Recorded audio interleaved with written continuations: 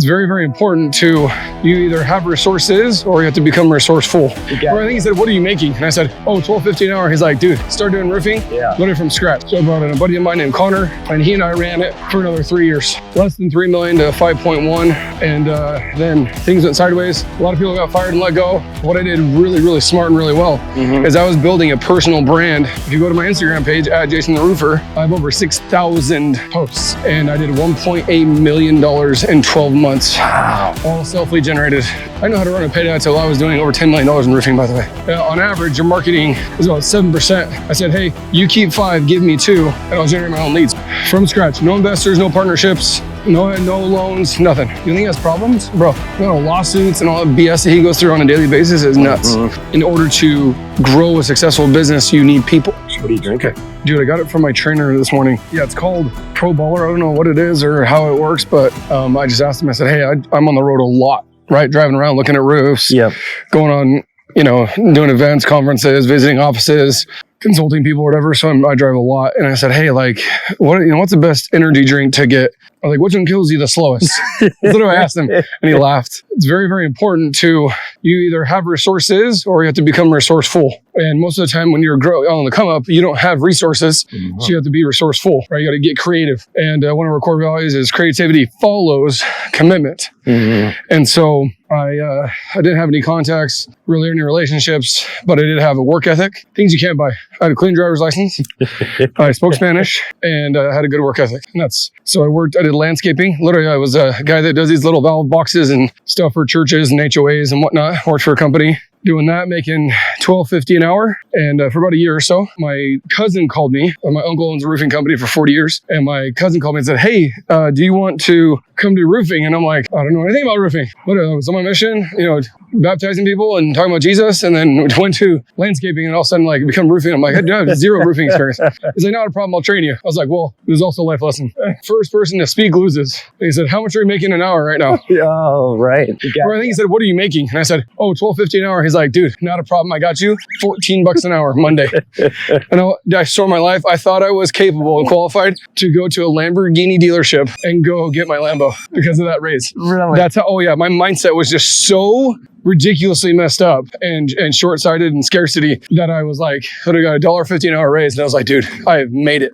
And $12.50 to $14, that was in 2010.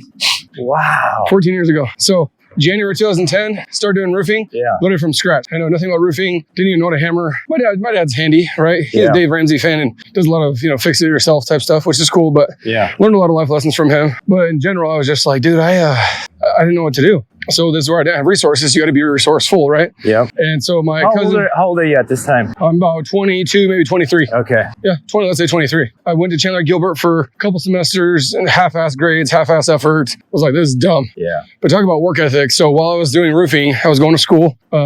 Actually 2 nights a week. And then I was teaching swim lessons 2 nights a week. So I was literally up at 4 a.m. doing roofing until 4 p.m. Then I was doing swim lessons. I had a class at 4 o'clock from 4 until 10. I had 2 of them back to back, 2 3-hour classes at Chandler Gilbert one night. And then the next night I was doing swim lessons from 4 till about 9. And I did that for 2 years. Yeah. That's also when the hailstorm hit in Arizona, the record-setting hailstorm in Phoenix. Yep, I've heard about that. October 5th, 2010. That was a good day. Not if you're an employee. If you're a business owner, you made bank. But my uncle did really well. I think I made $5,000 extra that year. Oh, wow. We grew by $3 million and I made $5,000 bucks. Wow. So that was fun. But you were learning the business. Yeah, I just put my head down. I started January 2010, so by October, so you're not even 12 months, this hailstorm hits. But literally all I was doing was asking my guys, most of them Guatemalan Mexican dudes, right? And I'm like, hey, what's this flashing? What's this drip edge? What's this metal? What's this underlayment? What's this roofing? What's this shingle? Why this and why that? Why staples and not nails? And why nails not staples? And why dump trailers not roll-offs? And I'm just asking question after question after question. I'm reaching out to manufacturer reps, taking up to lunch. Hey, why this? Why that? Why you guys instead of that competitor, right? Yeah. Why Ford and not Chevy or, type deal, but in the roofing space. And I just asking questions over and over, or supply reps. I literally go to the supply house and just be there for 2 or 3 hours, just asking questions, right? What's the best stuff? Who's the best guy? And why do they use these products? And why is this warranty garbage? This one's, 1,000 years, type deal. Yeah. And so I really put my head down and it was a blur for about 5 years. So from 2010, 2015, I did production. And then in the middle of that, I also told my uncle, I said, hey, I really want to make more money because I was only making 60 grand maybe. And I was like, dude, I need to make more money. And what do I do? And he's like, oh, you need to do sales. I'm like, sweet, cool. Here's my resignation from production and I'm gonna do sales. He's like, no. He's like, because I'm running like 5 crews at this point by myself. You in that position. Yeah, because it's the shittiest position in our company, hands down. And I didn't have any help. So that was also fun. So I'm working 80, 90 hours a week, literally week after week for 2, 3, 4 years. And I'm like, dude, I can't do this anymore. So I started doing sales, started making a couple extra bucks, nothing crazy, but more than just a guaranteed, salary. And so I did that for 5 years. After 5 years, I ran side by side with my cousin Todd for 5 years. After that, my cousin Todd left. He bought in with his brother up in Chicago. And so I had the opportunity. That's when the sales manager position opened up. And I was like, here's my chance. So I hopped right into there and I still had to fulfill my production spot because we need someone to run production. So I brought in a buddy of mine named Connor and he and I ran it for another 3.5 years. Wow. And we went from less than 3 million to 5.1. And then things went sideways. A lot of people got fired and let go. And I basically got an ultimatum to go back as a sales rep. At that point, I became a GM. So after 3 years, I became a GM and a sales manager, basically running the show for lack of better words, although I wasn't the owner. It wasn't my money, right? Make very clear, make very transparent with that. I didn't have $1 in the game. I had a ton of sweat equity, right? 9 years of sweat equity, but no tangible ownership, no profit sharing. Right. I just had a performance-based pay, pretty much. So I had a base plus I got to override over my sales guys. Gotcha. So at that point, I was making about 6 figures a year, maybe 100, 125K a year. And I was like, okay, we're going to hook a lift here. And I was like, so what are we going to do? Because I told my uncle, I said, well, you can only make so much money in sales and production before you want to get a slice of the pie, right? Slice of the company. So I gave my uncle, a few different opt-outs, for lack of better words, right? I said, hey, maybe we can do this, this, and this. And he looked me straight in the eyes and said, you're not my guy. And I was like, okay, literally, just like that. He's like, you don't have leadership or ownership characteristics or qualities. You're a sales guy. Sales guys are what? High dopamine, high energy, they're psycho, they're all over the place, they're disorganized. A business owner can't have those qualities. And I'm like, says who? I was like, okay, cool. Put in my 2 weeks. Literally just like that. I've been there 9 years. 9 years. 9 years. 9 years, 2 weeks. And I was like, okay. Put in my 2 weeks. Lasted 1 week until he was like, get out of here. And so that was that. So I met up with another roofing contractor and I was terrified to leave. Terrified, right? 9 years. I really didn't have any other legitimate job. Like, that's my resume. Hold on. I'd like to go back to that moment. Okay. So basically you and him had a disagreement. Big one. Right. But you could have just stayed. And just settled into the role he wanted you to be in. Yep, right? You're done sales. But you went ahead and, without even really having a plan, you just put your resignation in. I had no plan. I made 2 phone calls. Yeah. And to another roofing contractor, a business owner, said, hey, and by this time, now here's the other thing too. A little word for the wise. What I did really, really smart and really well is I was building a personal brand. I was an entrepreneur while working for an entrepreneur. Okay, tell us more about that. So basically what it was, the biggest part of that comment was, and also around 2010, so Facebook and Instagram.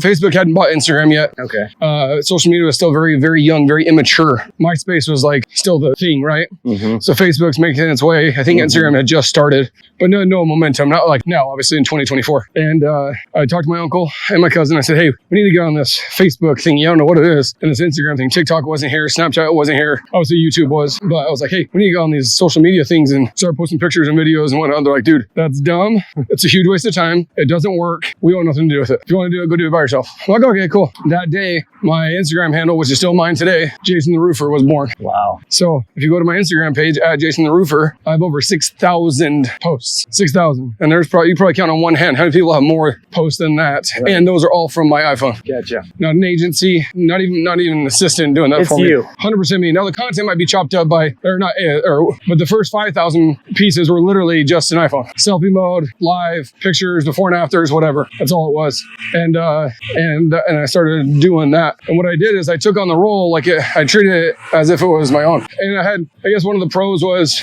it was also my last name, right? Same as my uncle, so that helped. But I had people, when I said I left, they're like, wait, you're leaving your roofing company.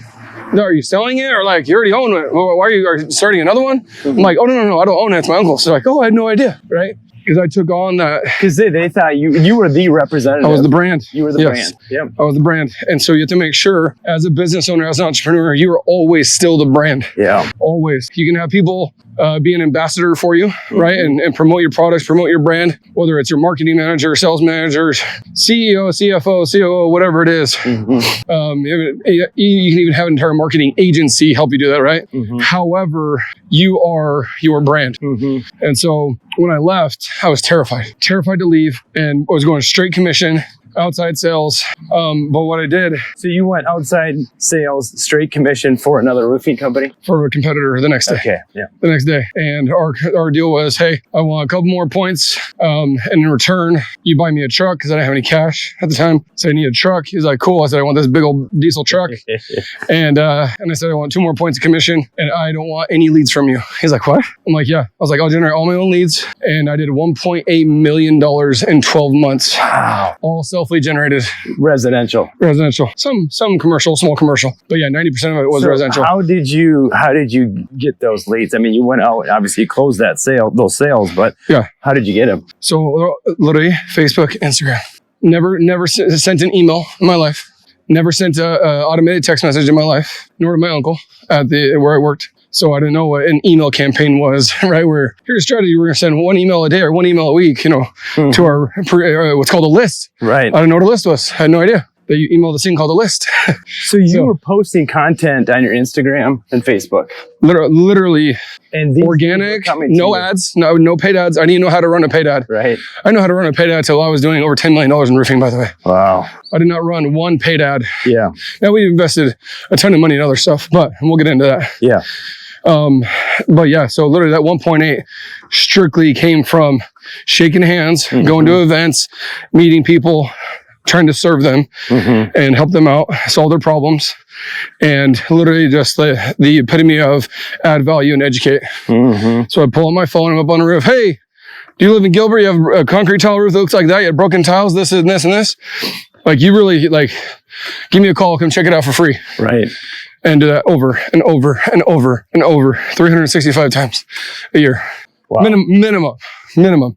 But on average, from 2010, I did the math probably last year, and on average, it's 1 post a day every day since 2010. Wow. Yeah. So it's a marathon, man. Yeah. But I think it fit you too well. It fits your personality. Yeah. You enjoy doing it, I presume. Because most people, I think, look at social media and putting themselves out there or going on camera is they're either scared of it, they don't see the value in it, or don't want to put the work in. Yeah, well, it's a mixture of all of those. Some are more extreme than others. Some people are terrified to take a picture, a selfie. They're literally terrified. Right. They have an anxiety attack. They start shaking. Other people would do a video, but it has to be perfect. I need the right camera and the right lighting, and I need a videographer. I need my makeup done, all that stuff. I'm like, yeah. They call me one take Jason. Why? You get 1 take. So take us back. You're working for this company. You're commission sales rep. You're killing it. How do you go from that to then having your own business? When I met with the owner of the company I sold for, I told him, I said, hey, I don't know when. I don't know if it's going to be in a year or in 5 years. Because everyone says, oh, I'm going to start my own business. How many times have we heard that from people? Yeah, everyone. Hundreds of people say that. It. Everyone says it, and less than 1% actually do it. Yeah. And I said, I plan on doing that, just so you know. He's like, cool, not a problem. He's like, in the meantime, my marketing expense, on average, your marketing is about 7% of your budget, right? Well, I said, hey, you keep 5, give me 2, and I'll generate my own leads. So your marketing expense for me, any dollar I bring in is literally 0 in marketing, because I'm bringing all leads. So I said, you keep the 5%, you give me 2. No brainer deal, right? Right. Oh yeah. No brainer. And so he's like, oh yeah, I think Jason sells. I make 5% more. At that 1.8 mil, he made 5% more than any other sales rep that sold, because he had to generate leads. Yeah. And so really about 6-8 months in, there was a aha moment where I was obviously killing it in sales, generating leads. So I was like, okay, I got the marketing down, I got the leads down, I got the sales down. And, but it was like production wise, they're a big company, but they weren't big enough to handle in a timely manner and take care of my clients. And a lot of it real estate, so it's time sensitive, right? Time stamps. And I said, hey, we gotta get this done faster. He's like, dude, I'm doing the best I can. And I said, do I have permission? If I give you first dibs to do this job, let's say it's one of these homes, right? $20,000 roof, 4,000 square feet, takes 3 or 4 days, and get a crew to come in here and do it. And my client needs it done within 10 days. They're like, oh, we're 3 weeks out. Well, that's conflict of interest, right? Yep. So I was like, okay, well, what if I have some guys on the side do it. And he's like, whatever, man. I like it. I'm like, okay. So I literally started doing that. So I realized that there was production issues because I was one of several sales reps. Right. And I was not getting prioritized when I brought in sales for the expectations that I had set with my clients. Correct. But some of these guys have been with me for 5, 6, 7, 8 years. Yep. At my other company I used to work for, my uncle's company. And so I was like, okay. I was like, I want to start my own thing anyways. I just didn't want to do it that way and that fast. But I didn't really have a plan. I was actually planning on buying my uncle's company, buying them out and retiring him. Okay. Right. And just running with it. That was my first goal or first idea. So obviously that flopped. Then I was like, okay, cool. Let's start my own, but I can't just start it from scratch. You can. I didn't. I was like, well, let me get some cash first. So I did some side jobs and whatnot and packed a pile of cash and went and got my license. And so I'm still selling, right? Still selling full time. Yep. But in the mornings and the evenings, weekends, I'm doing side jobs, side hustle stuff. I'm getting QuickBooks set up. I'm getting a calendar set up. I'm getting more, some shirts and hats. And I bought my first dump trailer before I even started my business. I bought a $9,800 dump trailer. Yeah. And I already had a truck, but I knew I was gonna have to give it back to him because he bought it. It's his truck. Yep. So I said, I need a truck.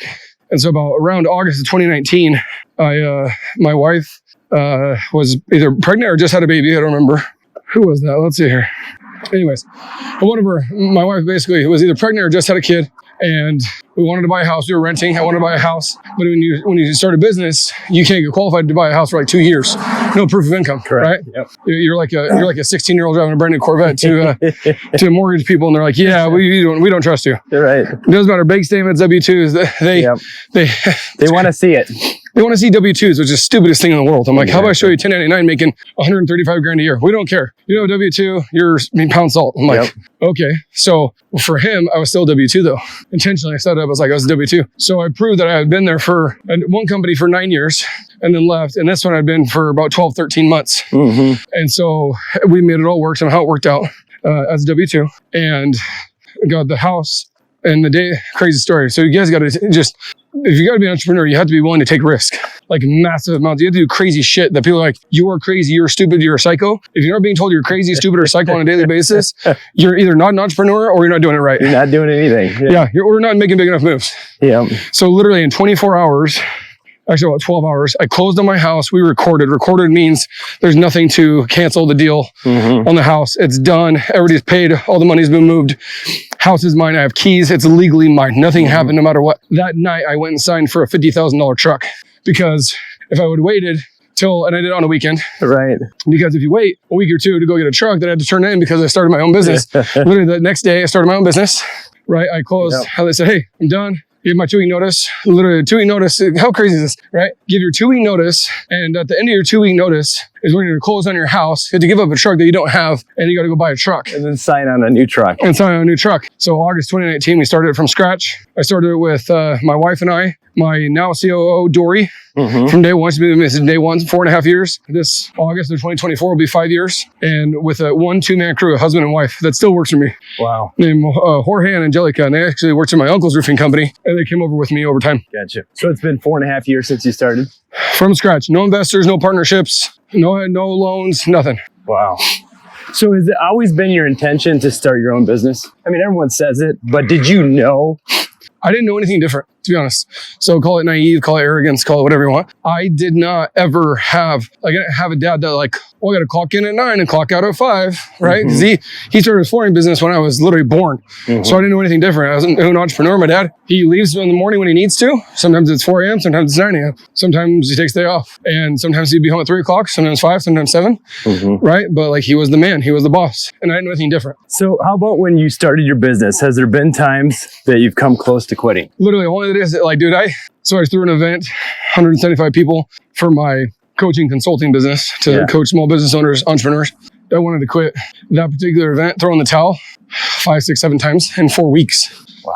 So you're talking like once or twice a week. I was like, dude, F it, close it, cancel it. We're only lose this much money. It's fine. It's not even worth it. Like, screw it. Ads aren't working. We don't have enough people in the room. Our offer sucks, or it's not dialed in enough. You know, the venue's giving us problems. We can do this, but not that. Blah, blah, blah. Like, I learned this from Alex Hormozy. He teaches it every single day. All you have to do is not quit. Like, don't quit, and you'll be fine. It's really what it comes down to. Don't quit, don't give up, and you'll make it. And it's true. And so that's been one of my biggest things is I wanted to quit. So so from January 1st, 2019 to, from August of 2019 to January 1st of 2020, we did $1 million in revenue. But I told my work comp guy, he's like, oh, what do you expect in revenue? I was like, I don't know. Like there's 5 months. No, I think he said it. So August, September, October, November, December. So 5 months left in the year. I was like, oh, let's say we do $70,000 a month, 5 months left, 5 times 70, $350K of revenue. I was like, yeah, so let's just put it for $350K because that's how they basically predict what your rates are going to be and what you're going to pay because it's based off of payroll, right? Yeah. So based off of how much payroll you have, that's what you pay for your workers' comp. And I was like, okay. And so we do $1 million. So we do over double that. My triple. Yes. So let's say your labor is 30% of $350K, right? So a little over 100K, right? 110, whatever. So we actually did $1 million. So we had over $300,000 in work comp in those 5 months. Yeah. So I had triple the work comp. And they're like, oh, cool. It's like, hey, after 5 months, like, how are you doing? Or 6 months, how are you doing? January, right? How's it going? I was like, oh, we're good. It's like, let me see your books. Let's see where we're at. It's like, you did $1 million? Hold on a second. Next day, I get an email. Hey, you owe $40,000. You owe 40. By the way, startup from scratch, no help. Right. My bank account's drained from starting up. I put about $500,000 into getting this thing off the ground, it feels like. And I was like, bro, I ain't got 40 grand here on crack. And he's like, you got 2 weeks to pay it or I have to drop you. And I told Dory, told my wife, and I was like, I don't know what we're going to do. And I was like, cool, you got to sell more roofs. Put my head down, stop selling. I still don't know how it got paid. I don't even know if it got paid. It did. I just don't know how. But when no is not an option, right? Quitting, giving up is not an option. Thinking about it, stirring on it. I think it's one of the biggest things. We think about stuff so much. We overanalyze and overthink shit. Instead of like the week that you were thinking about what to do, I was doing for a week. Correct. I went. And so that's probably one of my biggest takeaways is not if, but when you build a business, you just have bigger problems. That's all it is. They don't go away. It doesn't become easier. Tommy Mello, my buddy, he did 220 million. He's going to do 280 million this year. Does he have problems? He has an amazing house and he has this awesome lifestyle. He travels all the time. You think he has problems? Bro, lawsuits and all that BS that he goes through on a daily basis is nuts. Yeah. So 2020, so we went from 0 to $1 million in 5 months. 2020, we did 3.7 million. 2021, we did 7 million. 2022, we did 10 million. And 2023, we did 12.7 million. Yeah, you've been busy. We've been busy, yeah. But honestly, and then in that time period, you start your events company, your consulting and coaching company. Yeah, about 18 months ago, I started doing it with 2 buddies of mine. And then after a year, about a year and a half in, there were some embezzlement issues and whatnot. So had to cut that off. But my other business partner, I continued doing it. And we did it because as I'm growing and scaling this business, those that go from 0 to, 10 million, I wrote a book about it. So 8 phases to 8 figures, you can get on Amazon. It's like $10. But I literally walk you through exactly how I built an 8-figure business in less than 5 years. And a lot of it, in my opinion, is I got it from Grant Cardone. Teaches your number one focus in life as a business owner should be sales and marketing. Everything else delegate. Yeah. So I was in charge of sales literally from day one. I'm not doing payroll. I'm not scheduling the crews. I'm not doing this and this and this and this. And all I did was, if I needed to do something, if it wasn't sales or marketing, okay, I need to hire somebody to go do that. Or I need to add that task to someone's plate because I can't be doing that. I can only be doing sales and marketing. And that's one of my biggest things. My biggest takeaway for people in life in general is hire and delegate. Hire, delegate, hire, delegate, hire, delegate. Always be hiring. Don't be scared of hiring employees. Don't be scared of having employees. Don't be scared of working with employees. People see them as like, oh my gosh, that's so exhausting. I'm like, yeah, it's exhausting, but you're being selfish. You're a solopreneur. So who are you in charge of making sure that gets paid on Friday? Oh, you and your cute family, you and your 8 kids. So there's 10 of you. You're in charge of 10 people. Cool. I'm in charge. I have 90 team members now. 90. Most of them are married and have kids. So you're talking 150 to 200 with a spouse and 1 or 2, 3, 5 kids, right? Yeah. So I'm in charge of making sure 90. So how do you help people with the mindset that are in the owner operator phase? How do you help them with the delegation part of it? So because they feel like they don't have enough income to hire someone. Yeah. The biggest thing, and I just went to a conference yesterday for real estate, and they mentioned this too, because they're talking about transaction coordinators and assistants, and transaction coordinator is literally just a paper pusher, but that's like a 40, 50 grand a year job. And if you're trying to make $500,000, you're doing $40,000 a year, $50,000 a year tasks. You're never going to be worth or make $500,000 or $1 million if you're doing $20 an hour tasks. And so what you have to understand is you need to hire somebody. And then when you hire somebody, you need to hire another person. And you just keep hiring over and over and over again. And when they're in-house, when they're W-2, when you have to make sure that that paycheck for them comes out of your bank account, your level of expectations, I call it good pressure, goes up, you will not fail them. Well, I hired a marketing person. Now I have 2. I hired a sales rep. Almost day 1, I hired a second sales rep. I'm like, hey, if I get 10 leads a day, you go run 5, I go run 5. If I get 8 a day, you run 4, I run 4. But if it's me, I have to run all 8 or push people out. And then people will cancel or they don't want to go with you or you're not getting there in a timely manner. And so I hired that first sales rep, and then I was like, oh, we want to generate more leads. Now I need another sales rep. Now I need another sales rep. And now I have a sales rep I have a sales manager and 9 sales reps right now. And we've done over $1 million in April. We'll do close to 1.5 in April. And there's still like, 5, 6, 7 days left in the month. Wow. And so you can't be scared of hiring people. You just have to believe in yourself. But you can't have 1 foot in, 1 foot out. And you also have to decide what you want.